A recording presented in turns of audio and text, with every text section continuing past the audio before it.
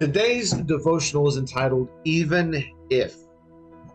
Life is full of ups and downs, surprises and blessings, sorrow and sadness, the good, the bad, mediocre. And when you look back on your life, I can imagine when you look at these situations, there are a few constants throughout these trials and tribulations, uplifting moments and joys. Even if. Even if. Well, what an interesting phrase, even if. But the song by MercyMe is a great testament to this phrase. God is there even if the times are good, even if the times are bad. See, it's really easy to praise God when we're on these highs, when we're up on the mountaintop, when everything is going for us. But what do we do when things don't go our way or they get difficult? When we want to go into our room and scream and yell at God as we wonder why we're going through these difficult times, these weak moments, when time after time, things just continue to go against you, no matter what you do, and you just feel like everything is falling apart around you. It's almost like a domino effect, one bad thing after another, and before you know it, even though you're still in the grace of God, those moments are just not working. The Psalm 62, 5-7 says, I'll wait quietly before God, for my hope is in him. He alone is my rock and my salvation, my fortress where I will not be shaken. My salvation and my honor come from God alone. He is my refuge, a rock where no enemy can reach me. There's a lot of comfort to be had with these two verses. Even if life feels like it's spiraling out of control, it seems as though everything is against you in this world, God is your comfort. When we put our faith and trust in God to be a rock of our life, suddenly even these moments happen. We're not going to be shaken. Job is another example of what happens when everything gets turned upside down in life. But even if, he still loves God, praises him, and follows God. How hard is that? He saw no relief in sight.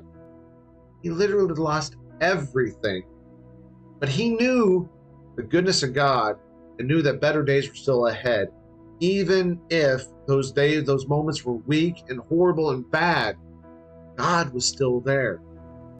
He truly is one of the ultimate reasons, even if is around. Jesus didn't want to die on the cross. And if we look in Matthew 26, 36-44, Jesus is praying in the Garden of Gethsemane, and not once, not twice, but 3 times he prays. He's anguishing. He even tries to barter with God to save himself from dying on the cross.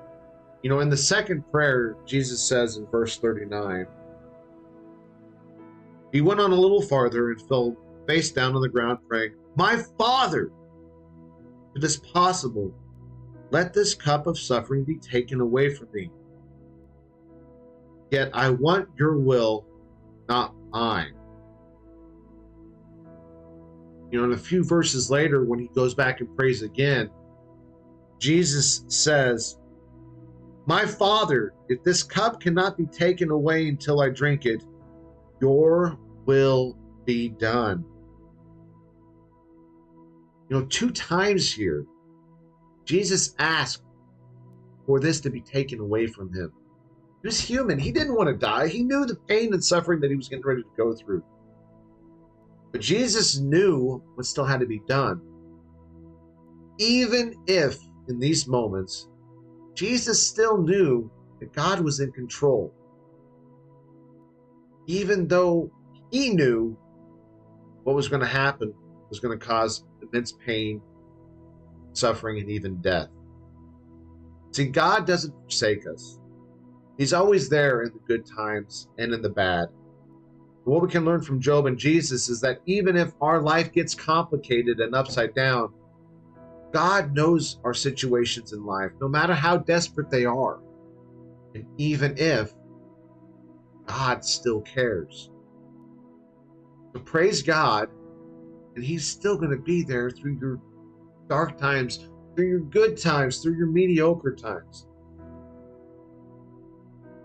So my challenge to you is this: give God every moment of your life. All your good, all your bad, all your ugly, the complicated, the mediocre. He wants it all. He is your refuge, your rock, your salvation and honor.